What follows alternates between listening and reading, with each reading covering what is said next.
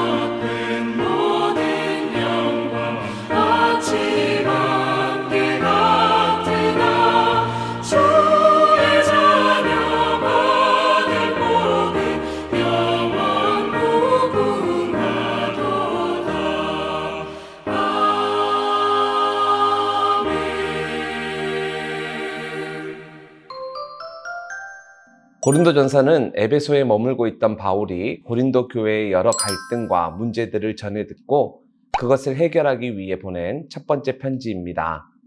사도 바울은 2차 선교여행 당시 고린도에 1년 6개월 머물며 열심히 복음을 전하고 여러 가정교회들을 세웠습니다.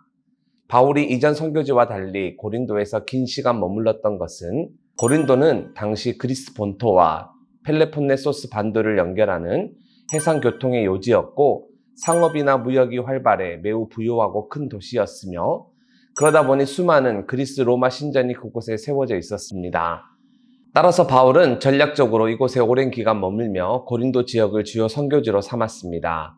그리고 그와 업이 같았던 브리스길라와 아굴라 부부가 그곳에 살고 있었기에 바울은 큰 부담 없이 1년 반을 그곳에서 보내면서 예수님을 전할 수 있었습니다.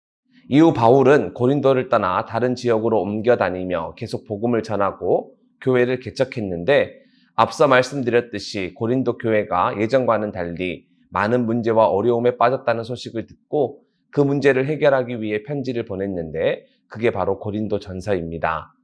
바울이 보낸 이 고린도전서는 크게 6단락으로 나누어집니다. 교회 내 분열과 분쟁, 음행과 결혼, 음식에 관한 규례, 예배 모임과 질서, 그리고 부활과 마지막 인사로 각각 나눌 수 있습니다. 그런데 내용을 읽어보면 바울은 교회 내 발생한 여러 문제를 그냥 대충 적당한 선에서 덮으려 한 것이 아니라 성경적 원리를 바탕으로 정확한 해법을 제시하고 있습니다. 복음의 관점에서 분명한 해결책을 제시하고 있죠. 자, 그럼 이제 이런 이해를 바탕으로 고린도전서를 더 자세히 살펴보도록 하겠습니다. 고린도전서 1장을 보면 바울은 먼저 고린도 교회 성도들에게 하나님 우리 아버지와 주 예수 그리스도로부터 은혜와 평강이 있기를 원한다고 인사하고 있습니다. 그런데 1절을 보면 바울은 소스데네를 자신의 형제라고 언급하고 있습니다. 여기서 형제란 혈육이 아닌 그리스도 안에서 형제된 사람을 뜻하는데 소스데네가 정확히 누구인지는 설명하고 있지 않습니다. 하지만 고린도 교회 성도들에게 안부를 전했다는 것은 고린도 교회 성도들이 이 소스데네를 잘 알고 있었다는 것을 의미하죠. 바울이 고린도에서 복음을 전할 때 유대인들이 들고 일어나 큰 소동이 벌어진 적이 있습니다. 그때 총독 갈리오 앞에서 고린도 지역의 회당장이었던 소스데네가 유대인들에게 폭행을 당했는데 성경학자들은 그 소스테네와 동일인으로 생각합니다. 소스테네는 견고하다, 힘이 있다 라는 뜻인데 아마 그 사건 이후 독실한 성도가 되어 바울의 사역에 힘써 동력한 것 같습니다. 이후 말씀을 계속 읽어보면 바울은 근로의 집안 사람들에게 고린도 교회 안에 분쟁이 있다는 소식을 들었다고 말합니다. 당시 고린도 사람들은 명예와 사람들의 평가에 많은 관심을 두었습니다. 그래서 자기를 과시하거나 뽐내기를 좋아했죠. 그런데 그런 세속적인 문화가 교회 안으로 들어왔습니다. 고린도 교회 성도들은 교회의 사역자들을 자기 나름대로 평가하고 그들을 추종함으로써 자기의 영적 우위를 과시하려 했습니다. 언변과 수사하기에 능한 그리고 직접 자신들을 목양하고 있는 아볼로를 추종하는 이들도 있었고 예수님의 제자요 또 초대교회의 지도자였던 베드로를 따르는 이들도 있었고 자기들에게 복음을 전해주고 또 고린도 교회를 개척 설립한 바울을 따르는 자들도 있었습니다. 또한 인간 지도자를 추종하거나 따르는 것은 옳지 못하다면서 그리스도만 따른다고 주장하는 자들도 있었습니다. 즉 이런 네 개의 분파로 나누어져 서로 갈등하고 경쟁하고 있었는데 이들은 서로 자신의 영적 위치와 수준이 더 높다고 주장했습니다. 바울은 이들의 생각이 얼마나 유치하고 잘못됐는지를 지적하는데 교회는 예수님을 중심으로 모인 믿음의 공동체요. 또 그리스도의 이름으로 세례를 받고 예수 그리스도와 함께 연합한 존재라는 사실을 강조합니다.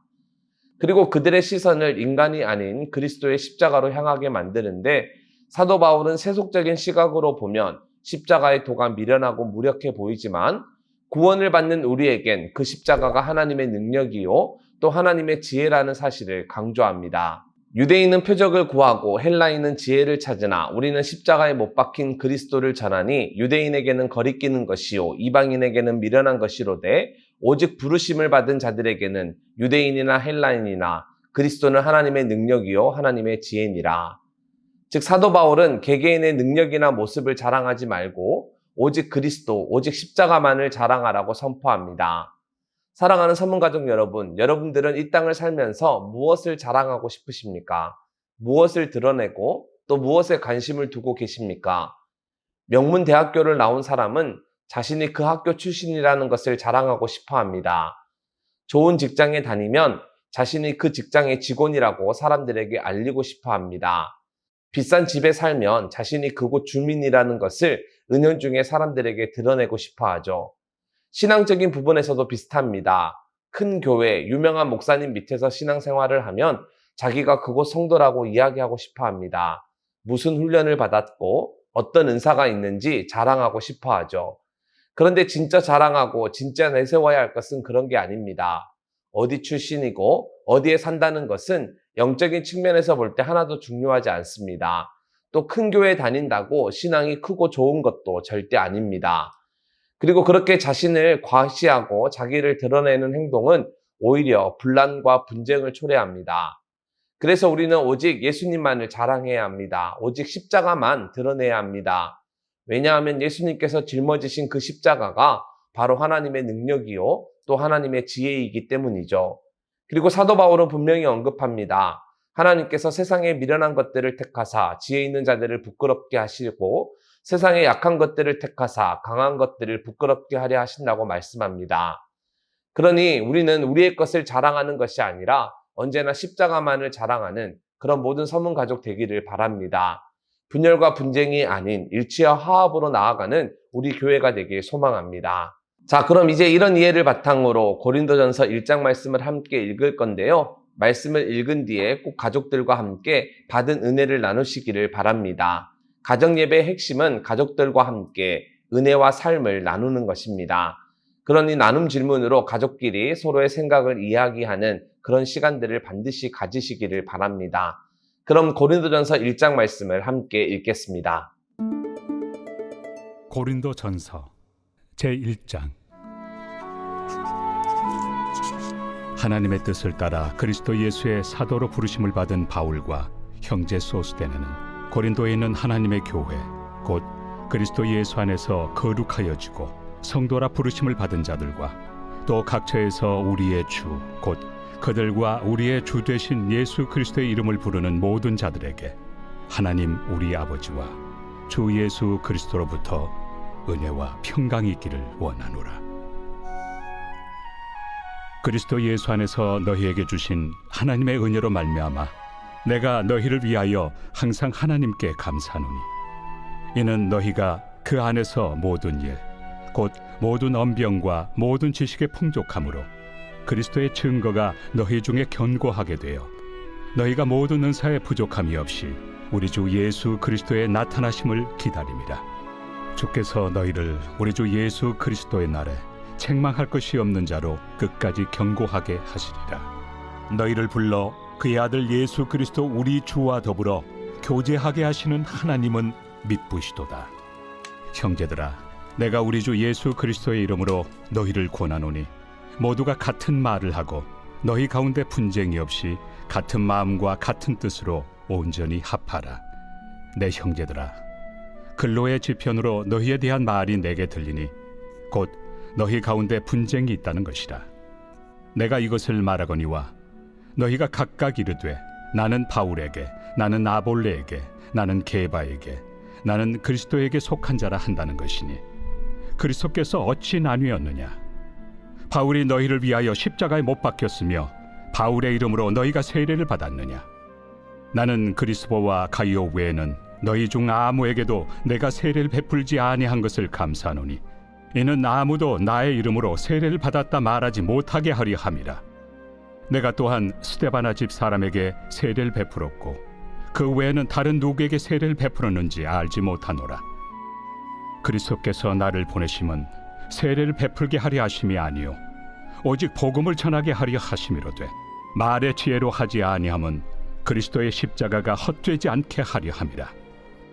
십자가의 도가 멸망하는 자들에게는 미련한 것이요 구원을 받는 우리에게는 하나님의 능력이라. 기록된 바 내가 지혜 있는 자들의 지혜를 멸하고 총명한 자들의 총명을 폐하리라 하였으니 지혜 있는 자가 어디 있느냐? 선비가 어디 있느냐? 이 세대의 변론가가 어디 있느냐? 하나님께서 이 세상의 지혜를 미련하게 하신 것이 아니냐? 하나님의 지혜에 있어서는 이 세상이 자기 지혜로 하나님을 알지 못하므로 하나님께서 전도에 미련한 것으로 믿는 자들을 구원하시기를 기뻐하셨도다. 유대인은 표적을 구하고 헬라인은 지혜를 찾으나 우리는 십자가에 못 박힌 그리스도를 전하니 유대인에게는 거리끼는 것이요 이방인에게는 미련한 것이로되 오직 부르심을 받은 자들에게는 유대인이나 헬라인이나 그리스도는 하나님의 능력이요 하나님의 지혜니라. 하나님의 어리석음이 사람보다 지혜롭고 하나님의 약하심이 사람보다 강하니라. 형제들아, 너희를 부르심을 보라. 육체를 따라 지혜로운 자가 많지 아니하며 능한 자가 많지 아니하며 문벌 좋은 자가 많지 아니하도다. 그러나 하나님께서 세상의 미련한 것들을 택하사 지혜 있는 자들을 부끄럽게 하려 하시고 세상의 약한 것들을 택하사 강한 것들을 부끄럽게 하려 하시며 하나님께서 세상의 천한 것들과 멸시받는 것들과 없는 것들을 택하사 있는 것들을 폐하려 하시나니 이는 아무 육체도 하나님 앞에서 자랑하지 못하게 하려 하심이라. 너희는 하나님으로부터 나서 그리스도 예수 안에 있고 예수는 하나님으로부터 나와서 우리에게 지혜와 의로움과 거룩함과 구원함이 되셨으니 기록된 바 자랑하는 자는 주 안에서 자랑하라 함과 같게 하려 함이라.